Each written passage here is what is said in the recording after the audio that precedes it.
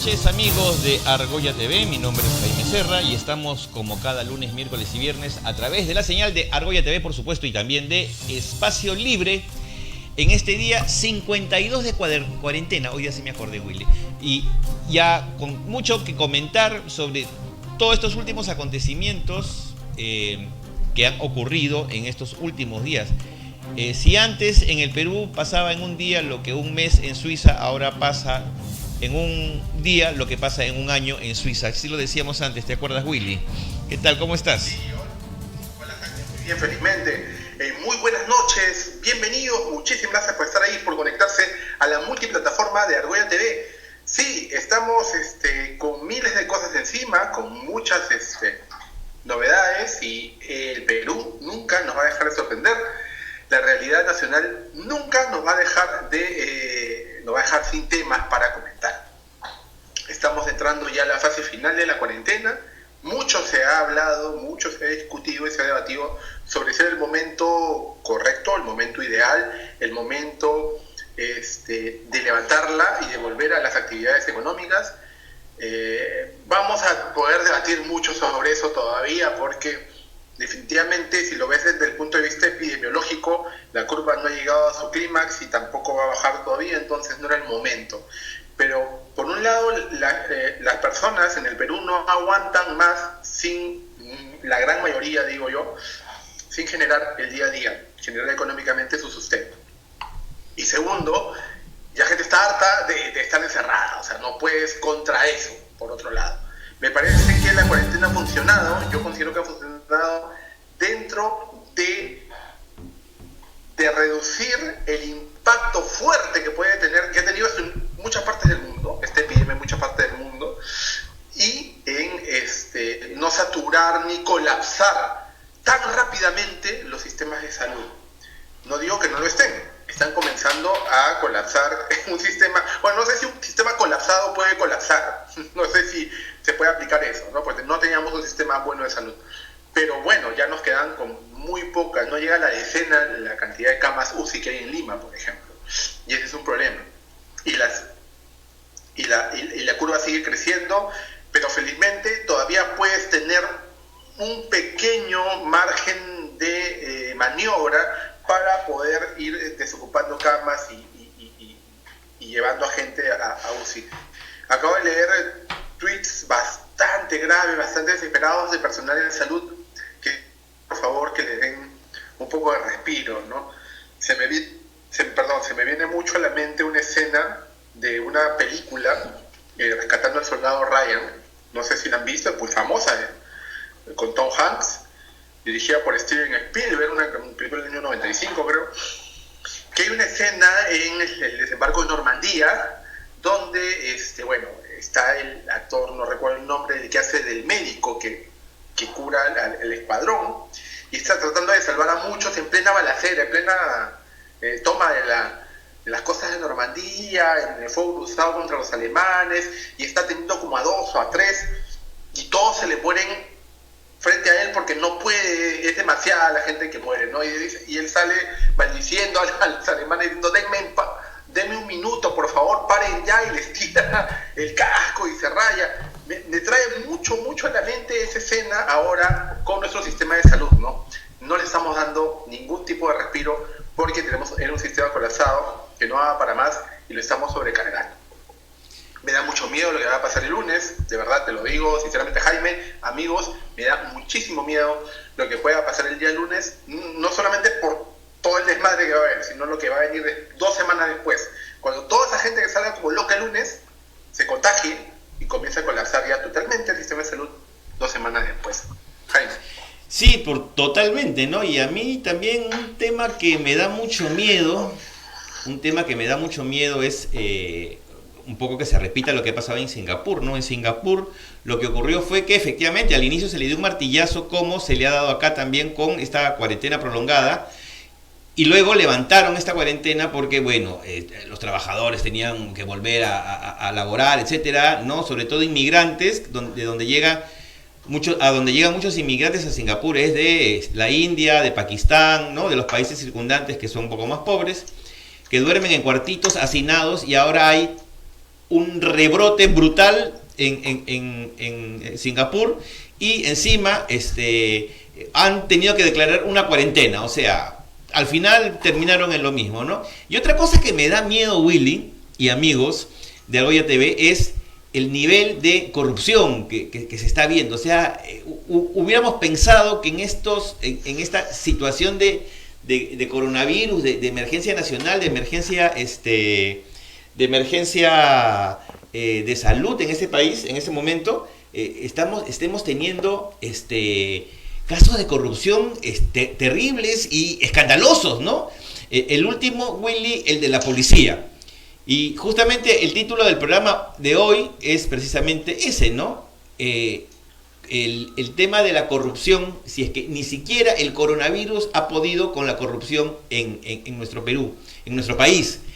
Y justamente para hablar de ese tema, el tema de la corrupción en la policía, específicamente sobre todo estos últimos casos de las compras con sobreprecio, tenemos conectados ya vía telefónica a Aldo Pecho. Él es un antropólogo, investigador del Instituto de Defensa Legal, el famoso IDL, con quien vamos a conversar. Willy, te dejo con él para que puedas, por favor, iniciar la conversación. Willy, Aldo, buenas noches.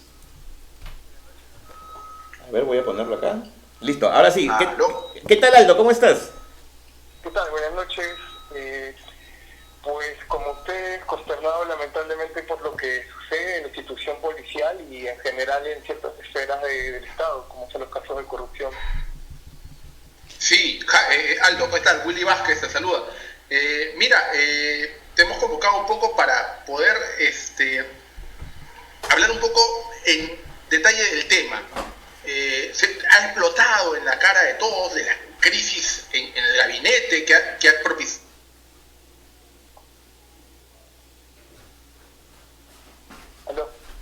¿Aló, Willy?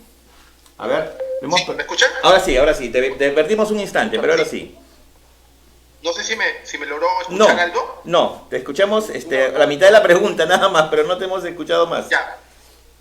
Vuelvo a repetir entonces, gracias Jaime. Aldo, esto no es nuevo. Esto ha explotado ahora por una crisis de salud, pero no es nuevo. ¿Desde cuándo se remonta la corrupción en la policía? ¿Es tan antigua como su creación o desde dónde lo podemos ver un poco para hacer un marco histórico, digamos, a esta problemática, Aldo? Bueno, si realizamos todo un recorrido histórico de corrupción dentro de las organizaciones del Estado y particularmente de las fuerzas del orden, te diría que hasta podríamos remontarnos a la época colonial. Siempre han existido y es algo muy común y endémico dentro del Estado peruano, particularmente en este caso de las instituciones tutelares, como son las Fuerzas Armadas y la policía, casos de corrupción en mayor o menor medida, ¿no? Pero ya se encuentra toda una literatura respecto sobre ello. Se va a encontrar en el siglo XIX, en el siglo XX, pandemias o no, grandes crisis económicas, crisis políticas, y lamentablemente está muy enquistada y los mecanismos de control de corrupción que se han intentado generar para que no ocurran estos actos, al parecer todavía siguen siendo ineficientes, ¿no? Y lamentablemente ocurre esto de una manera tan grosera en una época de crisis de salubridad, ¿no? Como la que estamos afrontando por culpa de la COVID-19. Y ahora sí, ya hablando del tiempo actual, ¿no? ¿De dónde podemos prever o diagnosticar el origen de esta misma crisis? Se habla de toda una mafia enquistada en el alto mando de la policía y que ha logrado pues verse a raíz de estas compras subvaluadas, de todas las cochinadas que han comprado para la policía. ¿Cómo actúan estas mafias adentro? ¿Es solamente con esas compras? ¿Es a nivel de compras? ¿Es con gasolina también? ¿Cómo un poco lo diagnosticas tú, lo que estamos viendo en este momento al interior de la policía? Bueno, la forma de operar generalmente tiene que ver con sobrecostos, ¿no? Que es realizar alguna compra y a partir de esa necesidad que existe, contratar a una empresa que no esté directamente dedicada a rubro, o si lo está es porque ya ha tenido un tipo de digamos, arreglo por lo bajo, pero que termina siendo en el contrato formal. Y mientras no hay una supervisión adecuada, entonces allí surge un problema dentro del mismo sistema de contratación del Estado, donde en algunos casos sí ocurre la fiscalización, pero si el fiscalizador también está coludido, la institución no está, la empresa no está, entonces hay una triangulación de corrupción donde obviamente los que tienen el mayor peso va a ser la institución que requiera los bienes o servicios, y en este caso es la institución policial. Se sabía que oficiales de mediano rango podrían estar involucrados en compras medianas o menores. Sin embargo, se destapan casos de oficiales de alto rango, generales, tenientes generales, etcétera, que también se encuentran allí en esta forma de operación a partir de contratación y sobrevaloración de precios de bienes y servicios. Y es algo muy común, ¿no?, en todas las esferas del Estado, y también llega a la policía, pero para nosotros tiene un gran impacto porque se supone que la policía necesita, debe brindar el respaldo, la confianza y ser un ejemplo, ¿no?, de ética, un ejemplo de moral ante la ciudadanía, porque la policía es la que combate estos tipos de delitos, ¿no? La policía es la que está en contra de las organizaciones criminales, la corrupción misma. Entonces resulta sorprendente que suceda, y obviamente hay toda una red, una estructura de corrupción que existe. No te digo que en toda la policía, no te digo que en todos los altos mandos, pero sí existe un nivel de coordinación que es evidente y que se tiene que desbaratar en ciertos sectores de altos oficiales. Y esto es algo que se ha visto hace muy poco con el caso de los intocables civiles, ¿no? Recuerden. Entonces, cuando se van destapando estos casos, se remueven todas las cúpulas policiales, hay una crisis política dentro de la policía, y lo que empiezan a hacer es no pueden invitarlos a retiro en algunos casos cuando ya es demasiado vergonzoso el tipo de delito, y en otros simplemente los están moviendo de cargo, ¿no? Como sucedió ahora con este caso del general Héctor Petit, donde también hubo un sobrecosto, ¿no?, en plena crisis de coronavirus. Aldo, ¿qué tal? ¿Cómo estás? Te habla Jaime Serra. Yo quería consultarte. Nuestro país es un país poco institucionalizado en realidad, ¿no? Todavía somos un país también donde el caudillismo es una de nuestras características. Yo te pregunto, en una institución como la policía, como ocurre en otras, por ejemplo, no sé, más pequeñas, como de repente en las municipalidades, ¿no? En las municipalidades no se mueve un alfiler, no se mueve un clip, no se mueve un papel sin que el alcalde sepa, ¿no? Yo te pregunto, ¿cómo es en la policía, no? Es una institución, por supuesto, mucho más grande, más compleja seguramente, pero donde yo no sé qué tanto se podría animar un mando medio o funcionarios de mediano nivel a atreverse a cometer actos de corrupción cuando la cabeza no lo permitiría. ¿Eso es posible? Sí es posible, y lamentablemente ocurren en estos casos donde se aprovecha la flexibilidad de las compras, ¿no? Lo que se hace es agilizar, digamos, el control que existe, la supervisión que ocurre en toda institución del Estado y también ocurre en la policía. Para este caso de pandemia, lo que se ha hecho es tener una cierta flexibilidad para no demorar el proceso, digamos, de requerimiento, la supervisión, la compra misma. Entonces agilizamos el proceso para tener los materiales rápidamente, pero aprovechamos también allí para sacar la tajada, nos coludimos, ¿no?, con empresas, o la empresa misma puede ser de un familiar, un amigo, etcétera, y lo que hace es después sobrevalorar, ¿no?, los costos, y lamentablemente ocurre. Ahora, ¿por qué altos mandos? Porque estas compras ya no son hechas simplemente por oficiales de rangos medianos o menores, porque son grandes compras. Estamos hablando de ¿cuánto? 500.800.000, 1.000.000 de soles de compras masivas, ¿no?, de mascarillas, los geles antibacteriales, etcétera. Entonces hay un aprovechamiento y obviamente una redistribución de las ganancias de corrupción desde los altos mandos hasta los medianos, e incluso, bueno, los suboficiales mismos que están saliendo a hacer las denuncias pueden dar cuenta de ello, ¿no? Cómo esta estructura que debería ser de control vertical, porque así es el mando policial y esta de las Fuerzas Armadas, en este caso pues sirve más bien para agilizar la corrupción, y esto es algo muy lamentable, ¿no?, que ocurra en esta institución. Sí, Jaime, perdón. Willy, dale. No. Por otro lado, otro de los males endémicos que parece tener la Policía Nacional como sello, y voy a ser muy fuerte con lo que voy a decir, no solamente son con casos de corrupción en los altos mandos y en los mandos medios, sino también con la delincuencia en sí. Este señor Santibáñez, que renunció como asesor principal del casi flamante ministro, se me fue el nombre del ministro actual, Gastón Rodríguez. Ha sido abogado de policías que han estado involucrados en casos graves, ¿no? Los del Fundo Kendo, el Escuadrón de la Muerte, ¿no? En la protección a este señor López Meneses. Y además, aparte de ser un chuquitrol converso, y digamos que eso es lo de menos aquí, porque al final cada quien tiene sus simpatías políticas. Pero, por un lado, tenemos a este señor que es convocado por Gastón, el ministro del Interior, que también se ha aclarado que sí fue llamado a la Fiscalía para contestar sobre temas también que van por ahí. Entonces, ¿cómo ves tú este tema de que también esté la delincuencia de la mano con estos mandos policiales? Bueno, en IEL nos da una preocupación en particular, en general creo que a toda la ciudadanía, ¿no?, y a la sociedad civil, sobre este tipo de designaciones, ¿no?, como la del señor Santibáñez, como un hombre que está asociado, siendo él abogado, de casos de corrupción, de casos de acusaciones de delitos, ¿no?, de crímenes dentro de la policía.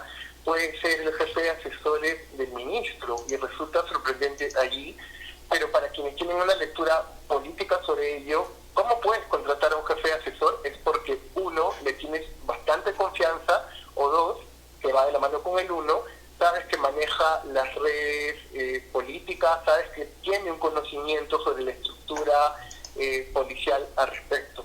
Entonces, podemos dar esas especulaciones y tener una preocupación sobre qué está haciendo el ministro, sobre qué existe detrás de ello, y estar en constante vigilancia, fiscalizar, porque está el temor de que más bien no cumple este rol de fiscalizar él, o de investigar la corrupción que existe en la policía, sino que más bien su cúpula puede estar también, y sus asesores políticos y toda la gente que la respalda, también relacionado con estos tipos de organizaciones. Entonces, sí hay un miedo, y creo que es necesario de que nos mantengamos vigilantes al respecto.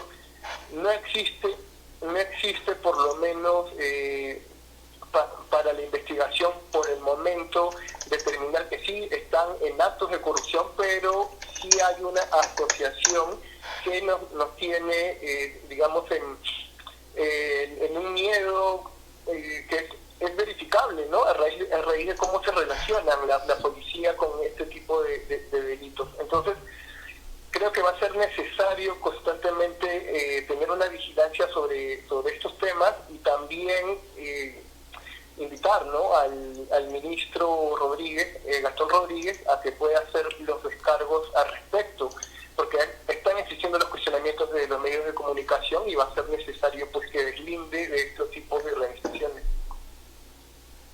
Claro, ahora, por otro lado, tenemos el caso de Carlos Morán, el exministro del Interior, que se mantuvo en el cargo pese a múltiples acusaciones y cuestionamientos, ¿no?, de aprovechamientos, de cortinas de humo, esto de la xenofobia, el escuadrón, ¿no?, antivenezolanos, cuando ha sido una gestión bastante estéril en cuestiones de logros, y hubo todo un enroque alrededor de la designación de Gastón Rodríguez. Carlos Morán se fue casi sin ningún roche. ¿Qué crees tú que pueda haber habido detrás de ello, y qué nos debe todavía Morán responder a los ciudadanos?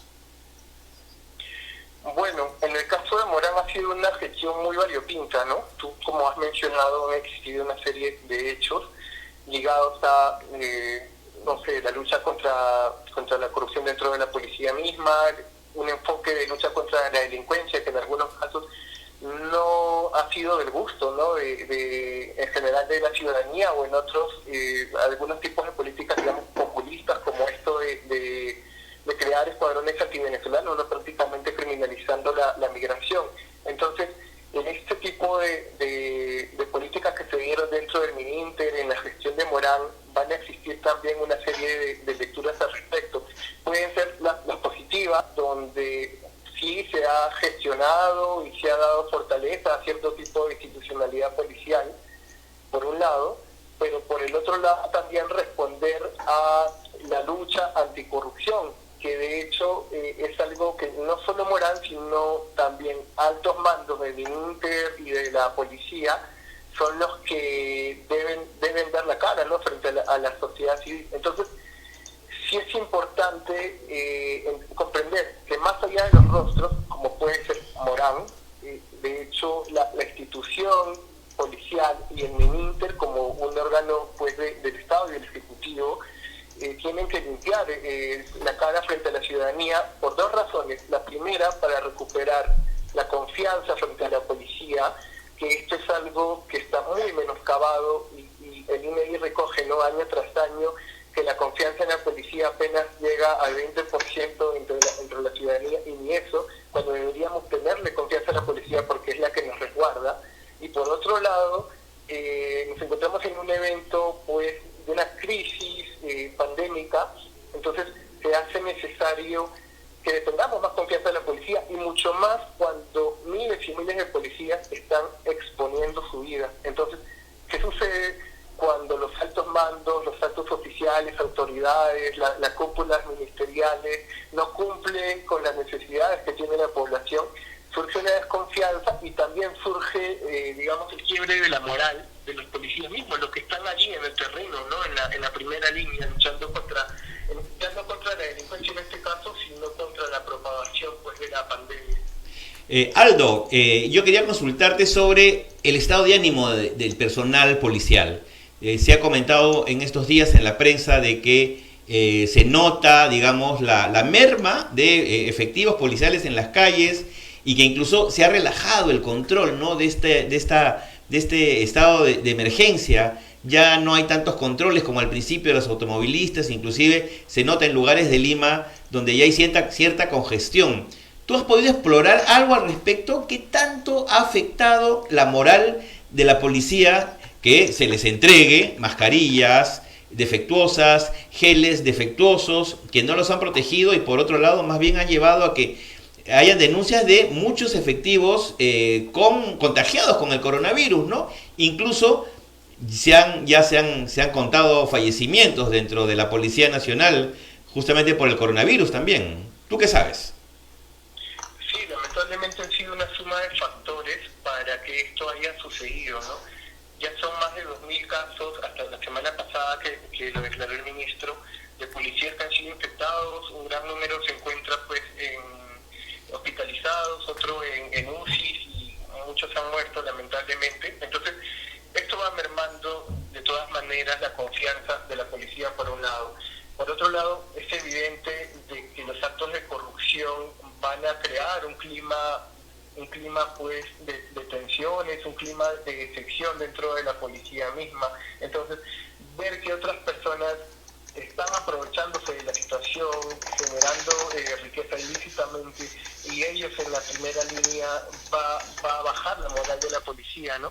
Y se ha visto reflejado claramente, y esto lo podemos ver consultándole a cualquier persona en diversas partes del país, acá en la ciudad capital, y también viéndolo a través de noticias, a través de redes mismas, cómo las personas están saliendo en mayor cantidad a la calle. La cuarentena ha sufrido un relajamiento evidente, ¿no?, a lo que había sido, digamos, un mayor control de las personas, pero esto se ha ido desbordando en muchas partes del país. Entonces, la policía, si bien lucha, intenta mantener el control, va a sobrepasar sus capacidades también. Entonces ya es un problema. Ahora el día lunes van a levantar algunas actividades y probablemente esto termine desbordándose, porque digamos el presidente autoriza que salgan 10 personas y van a salir 500, 600. Entonces sí es algo que creo yo va a ser muy difícil de controlar si es que no se hace un nuevo enfoque de seguridad en este caso, ¿no? Y para ello se trajo al ministro, pero también está el otro problema de que la gente sale a las calles por necesidad, porque no existen los recursos para subsistir, ¿no? Ahí está no solo el problema de hacerle frente a la pandemia, sino que la cuarentena misma está extremando también las necesidades que estamos teniendo y muchas personas, y lo que hace es buscarse recursos como se busca la mayoría de peruanos, ¿no? Lamentablemente la mayor parte pertenece al sector informal y es la forma de conseguir recursos. Totalmente. Con respecto al tema policial, un poco más en profundidad. Yo en alguna oportunidad tuve la ocasión de preguntarle a un precandidato a la presidencia del país, un exministro de defensa que está formando su partido político, su movimiento político. Yo le pregunté si él se atrevería como presidente de la República a refundar la policía, ¿no? Porque pareciera que este asunto de la corrupción de la policía ya no es algo que es ocasional ni es en algunos miembros, es algo que parece que está un poco más enquistado. Por ejemplo, me imagino que si se hiciera un barrido entre los altos mandos y compararan pues su nivel de ingresos con su patrimonio o su nivel de gastos, ¿no? Si se hiciera ese tipo de trabajo, seguramente más de uno tendría un patrimonio que seguramente no podría justificar, ¿no? Y que sería, bueno, pues un indicador de que habría que investigar ahí un tema de corrupción seguramente. Pero yo le pregunté a este señor, a este precandidato, posible candidato, no sé, me esquivó, me toreó la respuesta. Dime, ¿tanto miedo le tienen los políticos a la Policía Nacional? ¿O es una cuestión de honor nacional, de orgullo, de dignidad? ¿Tú cómo lo percibes? Bueno, siempre ha sido un tema delicado las fuerzas tutelares, ¿no? Recuerda que hasta el año 80, la mayoría de nuestro sistema político, el Estado, estaba gobernado por fuerzas tutelares. Las Fuerzas Armadas, mayormente el Ejército, ¿no? Digamos la Marina, en menor medida la aviación, y la policía de hecho va a jugar también una contraparte de equilibrio de poder. Sin embargo, antes teníamos el caso de que la policía estaba dividida, ¿no? Estaba la Guardia Civil, estaba la PIP, la Republicana. Esta unificación que se hace en los 80 es de tratar de centralizar y tener, digamos, un mayor control sobre las fuerzas del orden en torno a la seguridad ciudadana, porque de eso se encarga la policía. Entonces, unifican, ya hay un aliado al respecto sobre cómo mantener el orden, sobre cómo tener pues allí el control de la seguridad por parte del Estado. Se profesionaliza mucho más la policía, pero por el otro lado también se burocratiza. Y la burocratización lo que trae es corrupción. Entonces, una mala burocratización por lo menos va a traer corrupción. Y sin embargo la policía sigue siendo una institución relevante, porque en realidad la policía lo que te otorga es la protección, ¿no? a nuestra ciudadanía, es la función que debe cumplir y que muchos buenos policías cumplen. Y sin embargo existen estos malos elementos que están pues enquistados dentro de la estructura de altos mandos superiores que lamentablemente cometen este tipo de actos. Ahora, poner allí un control mayor, quizá una reforma estructural se hace necesaria, donde participe a fondo el Ministerio Público, donde participa a fondo la Fiscalía Anticorrupción, como ahora viene ocurriendo en la investigación de este caso, pero esto se debería institucionalizar con mayor, digamos, profundidad. Entonces, si debemos refundar la policía, hacer cambios estructurales mucho más profundos, ¿no? Y volverla pues una institución allí a la fiscalización, no solo de las entidades autónomas del Estado que pueden fiscalizar, sino también para la sociedad civil misma, ¿no? Poder nosotros vigilar la labor que existe para que cumplan con el fin al que se les ha encargado. Yo recuerdo que cuando en Colombia, también con el tema del narcotráfico en los 70s, 80s, la corrupción escaló a niveles escandalosos en las Fuerzas Armadas, en la policía, en particular en la Policía Nacional Colombiana. Dentro del marco de este apoyo que le da a los Estados Unidos con el acuerdo que firman por esa época, uno de los puntos era precisamente de que la policía norteamericana, la DEA, el FBI, no todo el aparataje de seguridad de los Estados Unidos iban a reorganizar la policía colombiana, ¿no? Y efectivamente hicieron un trabajo bastante interesante, tanto así que la policía colombiana hoy es reconocida como una de las mejores policías de esta parte de Sudamérica, junto con la chilena probablemente, ¿no? Pero yo digo, en el caso de Morán, estuvo tanto tiempo cometiendo muchos errores sistemáticos y era de alguna manera escandaloso que el presidente de la República no lo removiera, no le pidiera su renuncia. ¿Qué poder tenía Morán en ese momento con el presidente? ¿O es que el presidente, al no tener un partido político que lo respalde, solo las encuestas, se tiene que apoyar mucho en la labor de la policía, en este caso, como una de sus formas de venderse bien a la población? Bueno, también creo que son estrategias dentro del ministerio, ¿no? Cómo se enfoca la seguridad ciudadana. Como te digo, más allá de Morán, porque en realidad no tengo el cálculo de saber qué influencia pueda tener el hombre, Carlos Morán, pero sí el tipo de política que se hacía desde Mininter. Y la verdad que sí hubo muchos cuestionamientos, muchos desaciertos, y por otro lado también hubo políticas que sí han sido, pues, digamos, valoradas, ¿no? Nosotros, particularmente desde IDL, valoramos bastante que dentro de la policía se promueva lo que es la labor de policía comunitaria, que es llegar verdaderamente a la población. Pero esto se hace con policías de base, aquellos que están ahorita exponiéndonos su vida.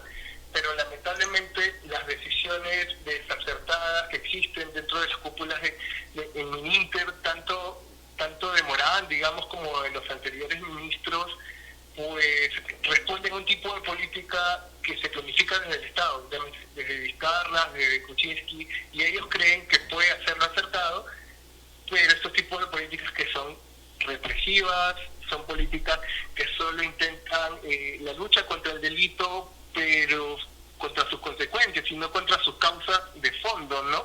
No luchar contra el delito desde sus raíces más estructurales, que son digamos, las condiciones por las que muchas personas van a delinquir, ¿no? Entonces, si no vamos contra esas raíces, contra estas causas, siempre van a existir ministros como Rodríguez, como Morán, como más sombrío. Entonces, más allá del rostro, las políticas van a estar de la misma forma, y esto es un problema también, porque dentro de la estructura del Ministerio del Interior y de la Policía se va a seguir teniendo el mismo enfoque y las mismas políticas desacertadas, y sumándole a eso también rostros de corrupción, ¿no? Que pueden también existir en diversos, digamos, ministerios.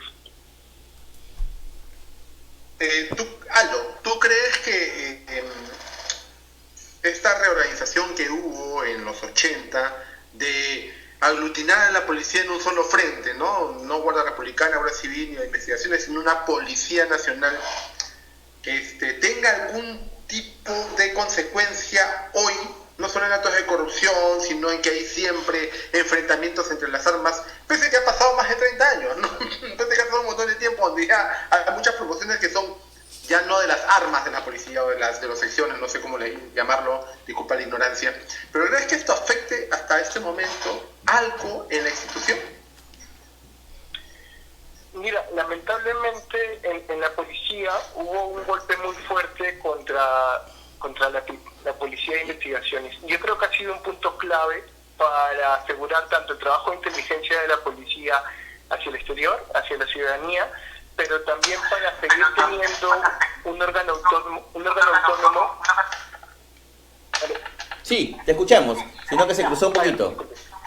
Les decía, bueno, la desarticulación de la PID y, digamos, reducir la inteligencia policial también no permite un control más efectivo de vigilancia dentro de la propia policía, donde se mantenga autonomía también, ¿no? Entonces, yo creo que esto sí es un golpe institucional contra la policía, y esto es algo que se hizo desde el gobierno de Alan García, el primero, y el gobierno de Fujimori, ¿no? Desbaratar, y que lamentablemente ninguno de los gobiernos desde el retorno de la democracia del 2000 en adelante pues ha consolidado ni le está interesado hacer. O sea, no les conviene tampoco tener órganos de vigilancia mucho más fortalecidos para que puedan y autónomos para luchar contra la corrupción dentro de la policía, y lo que sucede son estos tipos de casos, ¿no? Cuando existe una pandemia, cuando exista un hecho grave, pues van a suceder casos de corrupción, como ha ocurrido ahora, como ocurrió en el terremoto de Ica, lamentablemente, como ocurren con los fenómenos del Niño. Entonces van a continuar en este caso, mientras no se haga una reforma mucho más profunda y se dé autonomía y mucho más poder a órganos dentro de la policía y fuera de ellas que controlen los actos de corrupción. Ok, Aldo. Oye, muchas gracias por tu participación. De verdad estuvo bastante claro. Creo que hemos avanzado un poco más en el análisis de lo que puede estar pasando en la Policía Nacional. Y nada, te agradecemos tu participación. Ok, muchas gracias a ustedes. Buenas noches. Buenas noches, Aldo. Efectivamente, hemos estado con Aldo Corso. Él es... no, perdón. sí. Pecho. Aldo Pecho. Pecho. ¿Quién es Aldo Corso? Un futbolista, creo. Aldo Pecho, del IDL, Instituto de Defensa Legal. Exacto, del Instituto de Defensa Legal. Sí, bueno, y nos da pues un panorama, no sé, Willy, desesperanzador de lo que está pasando en la policía. ¿Qué pasa? No hay visos de que esto pueda mejorar. Sí, pues, y es grave porque además ha explotado tan fuerte este caso de corrupción con una emergencia como esta, que bien lo decimos en cada programa, es un escándalo lo que ha pasado, que mira lo que pasa el día que sale el presidente de la República a hacer su anuncio, ¿no?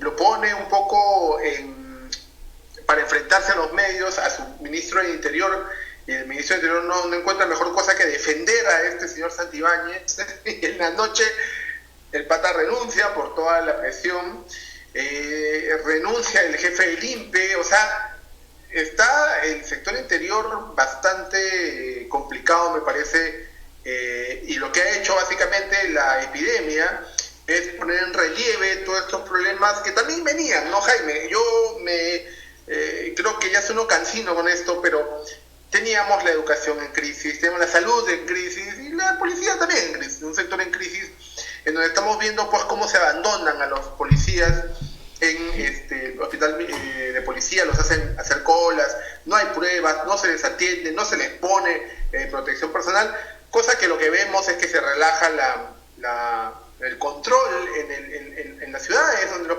policías no me pagan bien, encima no me dan artículos de protección personal. ¿Para qué me voy a exponer? Tengo familia, tengo a quienes responder. Jaime, ¿qué tal si leemos los comentarios de nuestros amigos que hacen el programa junto con nosotros? Me has leído la mente, Willy. Dale, proceda usted acá mientras que yo corriendo con el siguiente invitado. Sí, claro. Hola, Elena Lisca, de verdad, muchísimas gracias por estar ahí. Elena es fan de Argolla TV, siempre nos ve. Roberto Esparza, la policía ya estaba recontra manchada. Hace rato tenía que sacarse a Morán, cuya administración hacía propaganda de la xenofobia y que se veía que los índices de victimización venían aumentando. Es urgente una reforma policial generacional porque la atención es paupérrima. Y sí, básicamente por ahí va el análisis de todos nosotros, ¿no? De nuestro amigo Aldo Pecho también. Gloria Marlene Gárate es mamá de Laura Arroyo, de nuestra videocolumnista estrella. Un abrazo para Laura y para Gloria también por comentar. La palabra de un personaje que pone de asesor a un corrupto es grave. Ahora con esas elecciones le podemos creer que no pertenece y encima creerle que es un pobrecito. Eso se refiere al ministro del Interior, ¿no? María Laura, nuestra amiga María Laura de Entretenimiento, miembro de Argolla TV. Se nota un divorcio entre la policía y el presidente. Siempre se aprovechan las desgracias para robar. Sí, pues María Laura, se nota que el sector está en crisis, se nota que por más que han puesto a este señor Gastón Rodríguez, que me parece que el día que lo designaron como ministro, escuché a varios especialistas, coincidentemente de tiendas opuestas políticas, felicitar esa designación. Ya me sonó un poco raro, ¿no? Siempre ha sido un personaje, el señor ministro Rodríguez, que estaba más cerca de la tropa, más cerca, ¿no?, a los efectivos de pie, y que siempre ha sido reconocido por luchar por sus derechos. Pero con estas últimas acciones que han habido, me parece que el ministro está quedando un poco descolocado, ¿no? A mí me parece que no creo que debamos pedir su cabeza tan prontamente, me parece todavía muy prematuro, sobre todo porque no podemos sumar crisis a crisis, ¿no? ¿Qué mensaje podemos dar si cambiamos un ministro cada semana? Me parece que es un mensaje pésimo en un momento de emergencia. Hay que ver cómo se desenvuelve en estos días, ¿no? Y si no tiene complicaciones que lo comprometan más. Esperamos que sí, de verdad, porque ya cambiar a un ministro después de 2 semanas como que diría mucho y no crearía de ninguna forma una tranquilidad al cuerpo policial. Bueno, pero Willy, pero también hay que recordar, hay que ver en todo caso qué está haciendo este ministro nuevo, ¿no? No se ve nada todavía, por lo menos. Yo creo que siempre se espera, cuando un ministro debute en una cartera, ¿no?, alguna acción que marque el inicio de su gestión, ¿no? Acá todavía no, incluso con este señor, este asesor, ¿cómo se llamaba este asesor, este ex jefe de gabinete, Willy? El ex jefe de gabinete que ha sido renunciado, ¿cómo se llama? ¿El Fujitrol? Santibáñez. En el caso de Santibáñez, o sea, imagínate, o sea, su debut es poner a Santibáñez como jefe de gabinete del ministerio. Entonces, mala señal, ¿no? O sea, pésima señal, que está preocupado, no sé, más en su imagen seguramente, hay que pensarlo por ese lado. No vamos a estar creyendo que este señor Santibáñez esté entrando como un topo del fujimorismo, que últimamente está, pues, que le den el sol a Vizcarra, ¿no? Hemos visto en el día de hoy, ¿no?, unos tweets de una señora, Mónica Yaya, que está, pues, haciendo una denuncia, ¿no? Está acusando al presidente de contratar, que el Estado le contrata un seguro a él para él y su familia, cuando es una medida que se toma con los presidentes desde el año 2002. Estamos hablando de 18 años que se toma esta medida de que el Estado le da un seguro de salud al presidente en funciones, lo cual me parece lógico y normal para él y su familia. Y el caso era de que en este caso el presidente Vizcarra tenía un seguro que él se estaba pagando, que ha vencido fines de abril, ¿no?, de 52.000 soles, la prima anual para que se atienda a él y su familia en clínicas, etc. Y habiéndose vencido esta prima, el Estado estaba haciendo un concurso, la PCM específicamente, para hacer un concurso de precios para, pues, proveerle de un seguro de salud al presidente, ¿no? Pero salió esta señora Mónica Yaya, que hemos investigado quién es, ¿no? Y le hemos visto, pues, ahí en el Twitter van a ver ahí, ¿no?, entrevistas como ex candidata del APRA, defendiendo a Alan García, comparándolo con Jesús, ¿no?, diciendo que, bueno, que ella ve que es una persecución contra Alan García, porque si Jesús, ¿no?, fue crucificado por mayoría de votos, ¿no?, entonces dicen, yo no la comparo, pero la comparo. O sea, por un lado eso, ¿no?, y por otro lado vemos, ¿no?, que medios de comunicación afines al aprismo rebotan esta noticia, ¿no?, y dan como logros el hecho de que el presidente diga, no, ¿sabes qué? Mejor, no es el momento más adecuado para hacer esto, así que yo prefiero que ya no me contrate el Estado nada, seguramente el de su bolsillo seguirá pagando. Vemos, pues, que hay una campaña fuerte en contra de lo que quiere el aprismo y el fujimorismo, básicamente es bajarse a Vizcarra. Creo que eso está claro, como sea, quieren vacarlo. Sí, claro, sí, por ahí va el tema. Y no nos perdamos de vista que me parece que tú has hecho hincapié en un tema muy, muy delicado. Era un topo este señor Santibáñez en el Ministerio del Interior, donde se maneja básicamente la inteligencia del Estado. ¿Y quién es la presidenta de la Comisión de Inteligencia del Congreso? Marta Chávez. O sea, en política no hay casualidades. Y por otro lado, yo criticaba un poco el tema de la señora Keiko Fujimori, que al momento de ser escarcelada, ojo que no ha sido escarcelada por ser una población vulnerable ante el virus, el coronavirus, sino porque le han cambiado, le han revocado la prisión preventiva, ¿no? Porque la sala conjunta, la sala que ha visto su caso, ha dicho que no se cumplen todos los supuestos para tenerla en prisión preventiva. Haya salido pues libremente así con su plata a hacerse una prueba molecular de forma rápida, ¿no? Esa prueba del hisopado a domicilio y con todo el escándalo que eso no, pero ¿sabes qué? Cumplió su cometido. No era un poco la idea de decir, oh, qué barbaridad, cómo se puede pagar y hacer uso de los privilegios. No, era la idea que nos quede en la mente de que ella ha salido como miembro o sea, ha salido por amenaza de ser contagiada por COVID-19 y esa no ha sido la razón. Pero ya quedó, interactuó con mucha gente pensante en Twitter que creen que Keiko ha salido libre por eso. No, señores. ¿Y sabes cuál es el problema, Jaime? Que si ha salido libre por eso, ella no podría volver a la cárcel hasta que la epidemia se supere, o sea, en año y medio. O sea, cuando ya se pasen las elecciones del 2021. Muchísimo cuidado con eso. Jaime, creo que tenemos ya una llamada, no sé. Ya estamos con la conexión lista. Y efectivamente, vamos a ver qué está pasando en el Congreso, a ver si es casualidad que tengamos a un fujitrol como jefe de asesores del Ministerio del Interior, del flamante ministro del Interior, y a ver si tenemos pues, no sé, ¿cómo le decimos, Willy? La reina de los fujitroles, Marta Chávez, como presidenta de la Comisión de Inteligencia del Congreso, y para saber qué pasa en el Congreso, porque están pasando cosas, sino que ahora seguramente la prensa, Jimmy Chinchá ya no puede estar ahí en la puerta, pues, ¿no?, del Congreso, entrevistándolos a todos los congresistas y nos puedan dar sus impresiones. Entonces nos sentimos como que un poco alejados de las declaraciones que habitualmente dan los congresistas.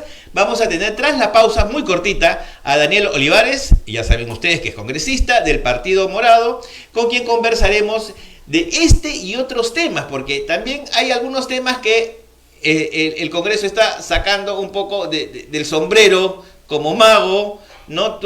Me he enterado en los últimos minutos, Willy, tú te has enterado de que un congresista de Acción Popular ha presentado un proyecto para que no sea obligatoria la presentación de la declaratoria de intereses de los congresistas.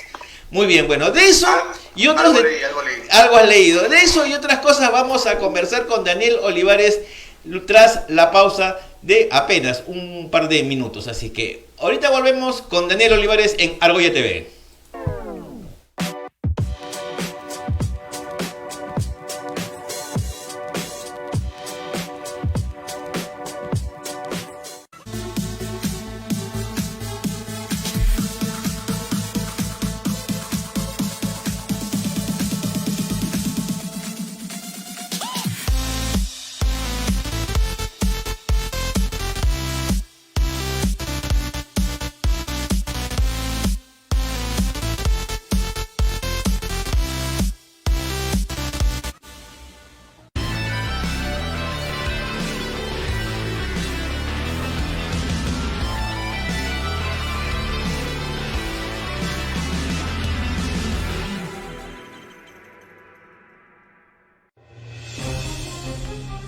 Hoy, nuestros políticos y personajes tienen mucho que decir. Este es un espacio para escucharlos. Yo voy a poner como testigo a Cayetano Alcovín y a Alfredo Ferrero Costa para demostrar que Judy Simon no permitió que esa empresa se apodere del proyecto Tahuara.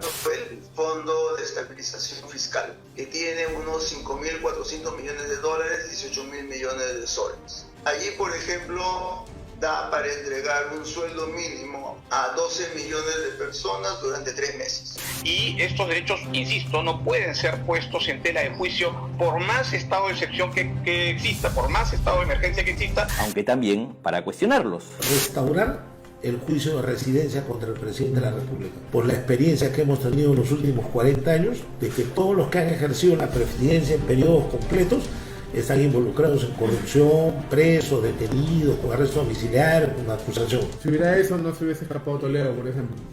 Bueno, no quiero entrar en ese tema, ¿no? Claro, o sea, nadie se levanta pensando cómo lo pueden odiar más. Castañeda sí.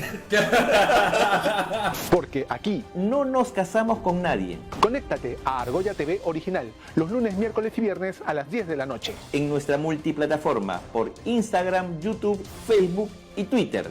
Somos Argolla TV, la nueva televisión sin la argolla de siempre. La realidad nacional nos ha llevado de esto Demuéstrenlo pues, imbéciles, demuéstrenlo. a esto. Ojalá tengamos menos de esto Ningún partido puede ser señalado como organización criminal. y mucho menos de esto. Yo no tengo rabo de paja. Igual, nosotros tenemos un plan de escape aquí en Argolla TV, todos los jueves a las 10 de la noche. Yo soy Paco Pérez García y te esperamos aquí, en Plan de Escape.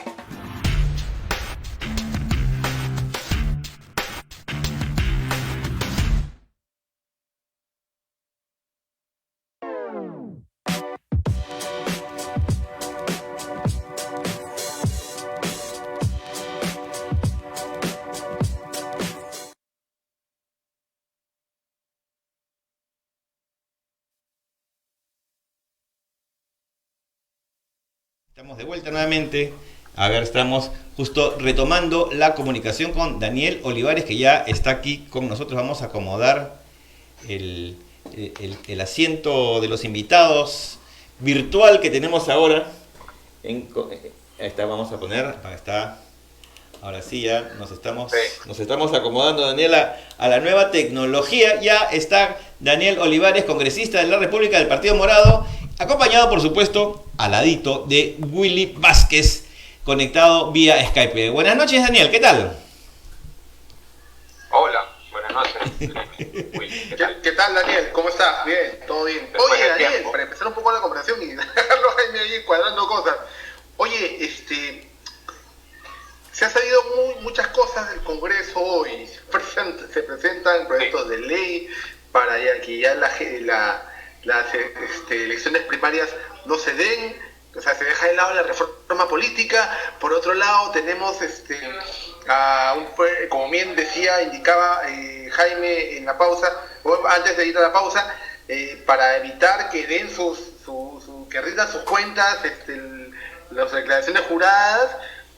Y tampoco se va a debatir ahora el proyecto de ley que envió el Ejecutivo para el tema de los presos en el país. ¿Qué está pasando en el Congreso, Daniel? Por favor, está todo hecho un caos. Cuéntanos un poco. Sí, les cuento. En realidad me encantaría que discutamos sobre las cosas buenas que está haciendo este Congreso y cómo se está diferenciando de los anteriores. Pero bueno, también hablaremos de repente en unos meses. También vamos a hablar de eso. No, de repente en unos meses, será así, porque ahorita no estamos haciendo eso. En realidad hay que ser bien sincero con las cosas. O sea, yo estoy bien preocupado porque, por ejemplo, hoy se ha aprobado la agenda de mañana. Mañana va a ser el primer pleno virtual. Quiere decir que vamos a estar todos los 130 vía virtual. No sé cómo va a funcionar eso, pero lo más importante, más que el funcionamiento, era cuál era la agenda, qué es lo que íbamos a discutir. Y lo que a mí me preocupa es que se han metido algunos proyectos que no tendrían por qué estar ahí y se han dejado afuera proyectos importantes, ¿no? Por ejemplo, este proyecto de ley que mandó el Ejecutivo para tratar el tema de prisiones. Ya hemos visto en televisión, todo el mundo, hemos visto cómo está muriendo gente del INPE, médicos, gente de seguridad, internos, todo el mundo es un problemón. Entonces el Ejecutivo manda un proyecto de ley para que se discuta, se debata rápidamente. Nos podríamos pasar 4, 5, 6 horas, las que quieran, debatiendo para dejar un texto correcto, aprobarla y que el día siguiente se empiecen a hacer las cosas, pero no es prioridad, entonces se manda a comisiones. ¿Qué cosa sí es prioridad? Poner por delante este mamarracho de ley de que los peajes que quedan ya no se cobren. Que eso es una ley que en realidad la gran mayoría de peajes ya no se están cobrando. Hay algunos que están quedando donde hay una concesión que la concesionaria está haciendo mantenimiento a las pistas, en fin, por una cuestión están manteniéndose abiertos, pero están insistiendo con esta ley que se aprobó hace un tiempo, que es institucional, que nos va a meter en un montón de juicios, que nos va, al final tú con tus impuestos y yo con los míos vamos a terminar pagando la demanda que nos van a meter. A la única persona que le va a beneficiar esa ley es a quienes están, a los concesionarios de los peajes, porque le vamos a dar la excusa perfecta para que nos metan una demanda brava. Pero no se entiende, ¿no? Yo estaba escuchando hoy día en la Junta de Portavoces, la ministra de Economía ha explicado con manzanas por qué esta ley de peajes no se debe aprobar, por qué solo le conviene a 4 gatos y a las concesionarias que nos van a clavar un juicio, pero no.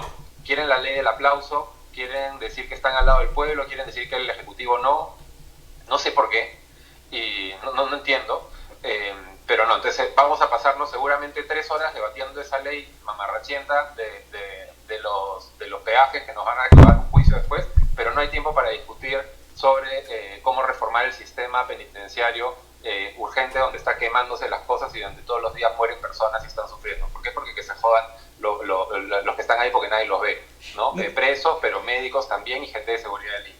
Daniel, eso es peligrosísimo. Y hay otra cosa más peligrosa todavía mañana, o no sé si más peligrosa, pero también se va a discutir mañana un proyecto que a ustedes me imagino que los va a calentar un montón, que es básicamente regulación, la formalización de los colectivos. Los colectivos que son el enemigo de la reforma de transporte, ¿no? Que ya hemos combatido eso por años y tal. Bueno, hay gente que está empujando ese proyecto de ley y mañana, obviamente, mañana como es prioridad eso, mañana se va a debatir y mañana se podría aprobar y mañana podríamos tener que los colectivos son formales otra vez. Y eso de ahí, en realidad, es, o sea, provoca cerrarlo otra vez, ¿no? Entonces, por eso les digo que me encantaría hablar de cosas más positivas, pero lamentablemente eso no es el tiempo. Sí, claro, Daniel, pero el problema es de que, como decía en la presentación, ¿no? Desgraciadamente el Congreso está cerrado físicamente, todo está haciéndose a través de los medios virtuales, entonces no tenemos ahorita una actualización, ¿no? Casi hora a hora de lo que va pasando en el Congreso. Cuéntanos brevemente, ¿en qué consiste esta ley de reforma de los penales para que la gente sepa de qué es lo que no quiere votar en este momento el Congreso? Lo que hace es poner algunos parámetros para combatir el hacinamiento que hay. Hoy día en las cárceles entran 30.000 personas y hay como 100. ¿Ya? Entonces hay como un 140% de sobrepoblación. ¿Qué hace eso? Hace que ningún programa de reinserción funcione. ¿Qué hace eso? Que cualquier delincuente menor que entra a la cárcel por un par de años regresa hecho un bravo de los bravos, porque no hay ningún tipo de arreglo para nadie. Entonces es una universidad para delincuentes, ¿no? Y donde sale la gente mal cuidada, sale peor, entonces no sirven para nada, regresa peor la gente. Entonces es un sistema que no funciona, ¿no? Que lo que está haciendo es básicamente entrenar a las personas primarias que entran ahí y las devuelve más bravas. Entonces está buscando bajar el hacinamiento para poder tener programas de reinserción correctos. Para eso se tienen que modificar algunas cosas, para que hay delitos que no pueden salir, pero hay delitos menores, por ejemplo, que pueden tener prisiones domiciliarias, en fin, hay una serie de cosas para poder oxigenar un poco el sistema y también algunas otras modificaciones para que empiece a funcionar, básicamente, para que la prisión sea un lugar donde vas, te reinsertas, pagas tu deuda con la sociedad, sales y no sales peor de lo que entraste, básicamente, ¿no? Y también había medidas de emergencia porque ahorita el COVID, ya te imaginas, si está fregado afuera de prisión, ya te imaginas lo que sería estar adentro cuando en una carceleta uno se imagina que hay 2 personas, bueno, no, hay 35 personas en una carceleta, entonces ya te imaginas lo que es eso, la cama tuya te toca abajo de la cama de tu compañero y a veces en el pasadizo, entonces eso ahí es un foco infeccioso espantoso y todo, en fin, en todos los sistemas penitenciarios del mundo se están haciendo estas medidas, pero acá no es prioridad. Ese es el tema de prisiones. No, yo creo que es un tema fundamental, ¿no? Del que se hubiera esperado que hace tiempo se tomen cartas en el asunto y como siempre hemos tenido que esperar que llegue esta pandemia, esta crisis para darnos cuenta de todo lo que no funcionaba en este país, que en realidad no funcionaba nada, no funcionaba la salud, la educación a medias, el tema de los penales e incluso hasta el caso de la corrupción de la policía en estos últimos días que se ha destapado. Daniel, ¿qué ¿qué está pasando en el Congreso? ¿Cómo se están moviendo las bancadas? Por ejemplo, nos hablaste ahorita del tema de la ley esta para los colectiveros, ¿no? Para que sean formales el colectivo. Hubo un candidato al Congreso, que hoy es vicepresidente, uno de los vicepresidentes, ¿no?, de Somos Perú, que él entró apoyado por estos gremios que ya hacían paros y que ya hacían protestas, que pedían su formalización, y a pesar de que eso es totalmente antitécnico, la ATU, la Municipalidad de Lima, todos los entes que manejan el transporte público dicen que no se puede autorizar los colectivos. Pero este señor entra con esa consigna, logra una vicepresidencia y ahora ya metió el proyecto y lo van a discutir entonces. O sea, tenemos que decirlo porque la gente no sabe lo que está pasando en el Congreso en este momento. Sí, es tal cual lo estás diciendo tú. Este candidato fue con la bandera de que iba a formalizar a los colectiveros, cosa que todas las entidades técnicas han dicho que no se debe hacer.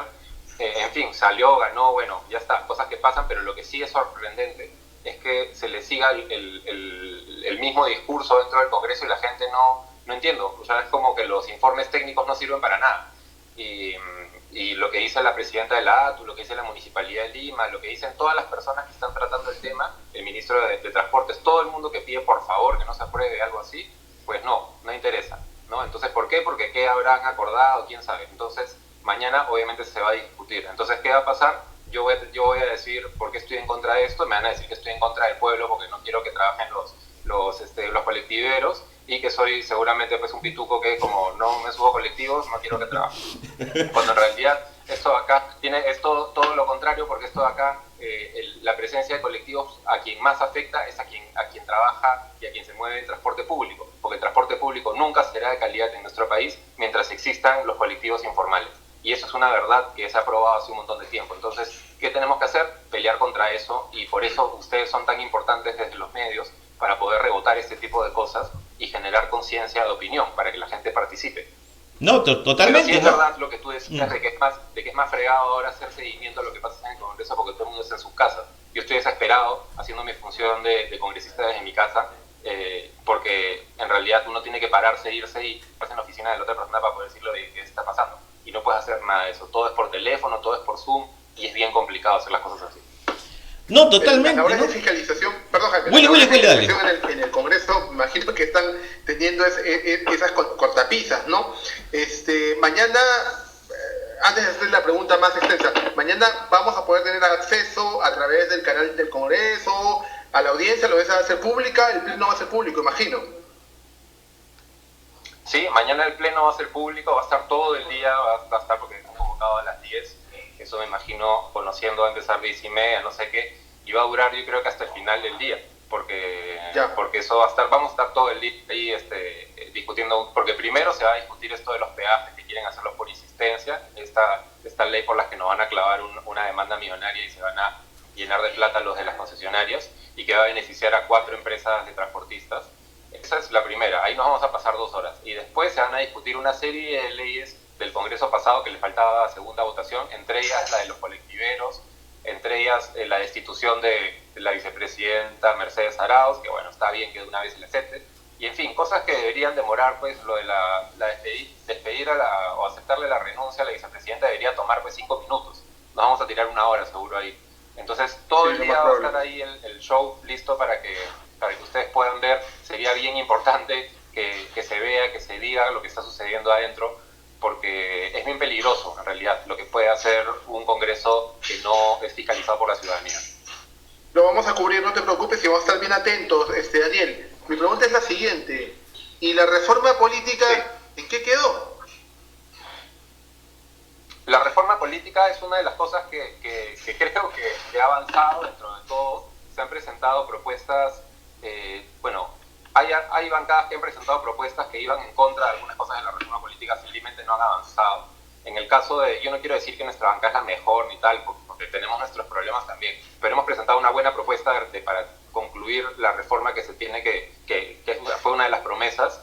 Ya se está discutiendo y creo que van a entrar la mayoría de cosas. Lo que no va a entrar son las primarias obligatorias, las PASO, que esas eran uno de los ejes de la reforma, que era una preelección, digamos, era una elección, iban todos para elegir quiénes iban a ser sus candidatos por partido, en fin, esto era todo un tema. Eso no va a ir por el COVID, ¿no? No se puede hacer una elección este año masiva, entonces eso se va a tener que bajar, se va a retomar en el 22 para las municipales, que me parece bien, pero todo lo demás está avanzando. Paridad y alternancia, democracia interna, se van a hacer, han habido un buen pronunciamiento del Jurado Nacional de Elecciones ayer también, ordenando algunas cosas. A mí la reforma política creo que es una de las cosas donde más hemos avanzado, en realidad, sí. Hay que estar atentos igual porque o sea, hay muchos intereses, ¿no? Pero se ha podido avanzar un poco. Justamente creo que tocando el tema de la reforma política, ¿no? Muchos partidos, y voy a decirlo claramente, ¿no? Acción Popular entró con una agenda con la que se paseaba por los medios de comunicación. Nosotros tuvimos la oportunidad de entrevistar a innumerables candidatos de Acción Popular y todos hablaban, por supuesto, de la reforma política, ¿no? Y ahora vemos que nos están saliendo con unas propuestas medio tramposas, ¿no? Unas propuestas maquilladas, ¿no? Por ejemplo, ahora creo que quieren proponer que el presidente se elija presidente de la República con 40% de los votos en primera vuelta, ¿no? Por otro lado, había también una propuesta en la que ellos renunciaban a una serie de la misma inmunidad, ¿no? Iniciaron la campaña con vamos a ver, ¿no? Después decían sí, no a la inmunidad y ahora ya dieron marcha atrás. Yo creo que, como te digo, la prensa desgraciadamente no podemos hacer un seguimiento al minuto de lo que está pasando en el Congreso. Entonces, estamos viendo que al margen de congresistas como tu tocayo Daniel Urresti, meten sus temas medio populistones, pero no estamos pudiendo tener un detalle de lo que está ocurriendo en el Congreso y desgraciadamente nos están metiendo unas leyes de contrabando que nos preocupan. Sí, pues ese dicho de a río revuelto ganancia de pescadores, ¿no? O sea, yo veo un poco eso, veo que hay poquísimos periodistas que están cubriendo el Congreso porque el COVID ha llenado la agenda de todo el mundo y todo el mundo está en su casa, es bien difícil. Entonces tenemos que aguantar hasta que volvamos a la normalidad para que no se metan tantas cosas, tantas leyes malas, ¿no? Tantas cosas así por debajo. Nosotros estamos tratando de frenar algunas, pero sí es bien peligroso un Congreso que no es supervisado por su ciudadanía, como siempre he repetido desde la campaña. Totalmente, ¿no? Y bueno, Daniel, ¿qué es lo que sí está haciendo de bueno el Congreso? Cuéntanos, por favor, porque no queremos irnos no queremos terminar el programa con mala sangre. Sí. Bueno, me agarran en un día un poco negativo también, de repente estoy transmitiendo la parte negativa nada más. Es que ha sido un día duro, pero estamos viendo cómo mejorar los protocolos para tratar a las comunidades indígenas y que no les afecte tan duro lo del COVID, que hay un riesgo enorme ahí, hay protocolos que hacer, en fin, este es un temaza. Estamos viendo cómo presionar al Ministerio de Economía para que le haga caso al Ministerio de Cultura y saquen un producto para la gente vinculada al sector cultural. Se necesita que el Estado compre contenidos, se necesita que el Estado dé fondos para concursos culturales para que la gente pueda reactivar el sector de la cultura. Eso, por ejemplo, lo estamos persiguiendo, espero que salga. En fin, hay un montón de frentes desde donde uno se puede meter. Estamos supervisando canastas, lo de las compras, hoy hemos estado con gente de Villa María del Triunfo viendo cómo, en fin, ahorita lo que hay que hacer es manejar las cosas para que no se cuelen tantas actos de corrupción, que ya hemos visto que en la policía se han colado varios, que en municipios se han colado tantos. Hay que fiscalizar bastante, utilizando una de nuestras facultades como congresistas, legislar lo mejor posible y tratar de frenar las leyes populistas, que eso es algo que estamos tratando de hacer porque hay como les cuento, desde el 2000 no se presentaban tantas leyes en un año en el Congreso, desde el 2000, hace 20 años que no se presentaba tal cantidad de leyes cuando empieza el Congreso. ¿Por qué es esto? Porque los congresistas tienen un solo año, no tienen 5 años, entonces todo el mundo quiere en un año meter sus leyes, presentar todo lo que pueda, y además ha venido lo del coronavirus, entonces es un desorden absoluto. Entonces la gente, yo creo que hay mucha frustración también de mis colegas, y no quiero solamente apanar, hay mucha frustración de ganas de hacer cosas positivas y no encontrar los caminos. A mí mismo me pasa, que quiero ver la forma de ser útil como representante y no encuentro todo el tiempo los caminos, los estamos buscando. Entonces el riesgo es que, ¿qué pasa cuando uno de nosotros toma el camino fácil y se va por la ley populista? Yo también me podía haber mandado a hacer un montón de leyes súper para el aplauso, pero no estoy en campaña presidencial, pues, como de tocayo, ¿no? Entonces, ¿cómo hacemos para controlarnos nosotros y poder presentar las cosas más responsables posibles y ser útiles para lo que nosotros nos hemos presentado? Yo creo que poco a poco nos vamos a ir acomodando, no hay mucho tiempo tampoco, así que nada, hay que pelear cada batalla cada día. Totalmente, ¿no? Y otro punto también que es importante, sobre todo en estos días con la crisis que estamos viviendo, es el tema de la fiscalización.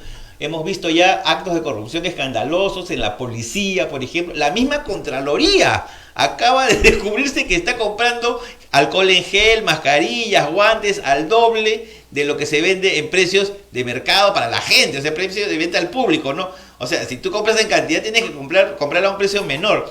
¿Cómo ve el tema? Yo sé que son muchas tareas de repente.